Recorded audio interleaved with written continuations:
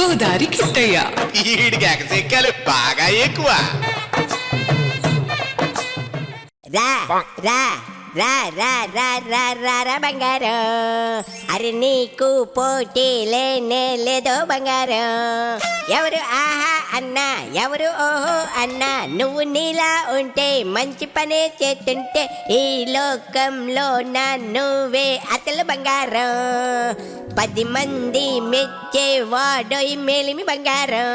ఎదురోయ్ ఓబు బంగారం బంగారం అంటూ పవన్ కాకబట్టి పాట పాడేస్తా ఉన్నావు ఏటి కదా?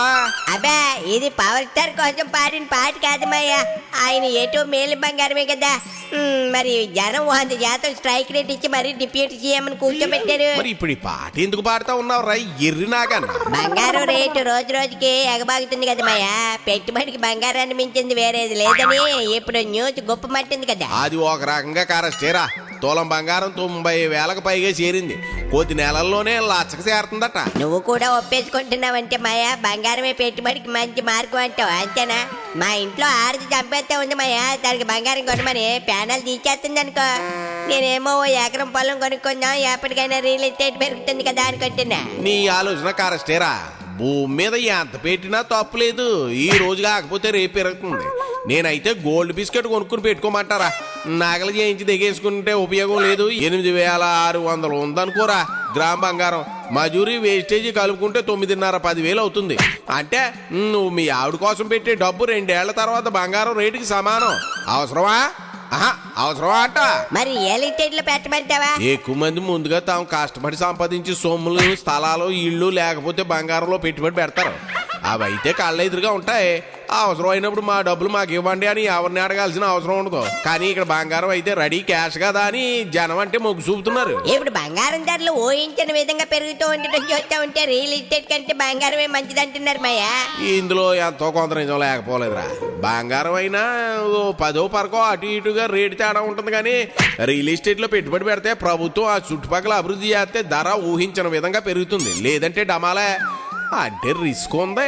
అవును మాయా, రియల్ ఎస్టేట్ రంగం వృద్ధి ప్రాంతాన్ని బట్టి ఉంటుంది. అమరావతిలో ఒకలాగా, హైదరాబాద్ లో మరోలా ఉంటుంది.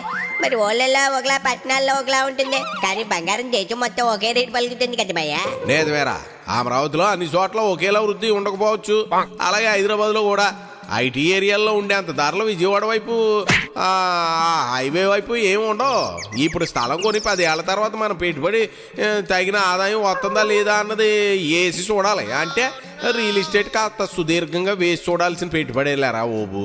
కానీ బంగారం అలా కాదు. అవసరం ఉంటే అప్పటికప్పుడు డబ్బు చేసుకునే ఎసులుబాటు కూడా ఉంటుంది. అదే కదా మాయా నేను అనేది. బంగారం రోజువారీ వృద్ధి కనిపిస్తుంది. అప్పుడప్పుడు ధరలు తగ్గినా అది తాత్కాలికమే కదా మాయా. నా చిన్నప్పటి నుంచి గ్రామ్ బంగారం ధర 500 నుంచి ఇప్పుడు 9,000 వరకు చేరింది తప్ప ఎప్పుడు ఒకేసారి భారీగా పడిపోయిన చరిత్ర లేదు. అది కూడా కరెస్టేరా ఓబు. బంగారం తగ్గుదలనేది ఉండదు. పైగా ఈ మధ్యకాలంలో ఎవరు ఊహించినంతగా పెరుగుతుంది. 10 గ్రాములు బంగారం 90,000 అవుతుందని ఎవరైనా ఊహించగలరా? 10 ఏళ్ల కిందట అది 30,000 దగ్గరే ఉండేది. ఇప్పుడు 3 రెట్లు పెరిగింది. 10 ఏళ్లలో 3 రెట్లు పెరిగిందంటే మంచి పెట్టుబడి కింద లేక కదా మాయా. అవుననుకో, కానీ రియల్ ఎస్టేట్ లో సుదీర్ఘకాలం పాటు లాభాలు వస్తాయిరా. ఒక్కోసారి మన టైం బాగుందనుకో 6 నెలల్లోనే డబల్ అయిపోవచ్చు. 10 ఏళ్లలో 10 ఇంతలు పెరగవచ్చు. చెప్పలేం, అదంతా లక్ మీద ఆధారపడి ఉంటది. లక్క మన ముఖానికి లేనిదే అది. ఎందుకు వచ్చిన గోలా, నేను బంగారం కొనేస్తా. మా ఆవిడకి నెక్లెస్ గొలుసు చేయించేస్తా. అది తప్పురా. బంగారాన్ని బంగారంగా కొనాలి, అంటే బిస్కెట్ల రూపంలో కొనాలి. కానీ ఆర్నమెంట్ గోల్డ్ వల్ల ఉపయోగం లేదు. నాది నెక్లెస్ గొలుసు, నాది నెక్లెస్ గొలుసు అని పాడుకోవడం తప్ప నీకు వచ్చేది ఏమి ఉండదు.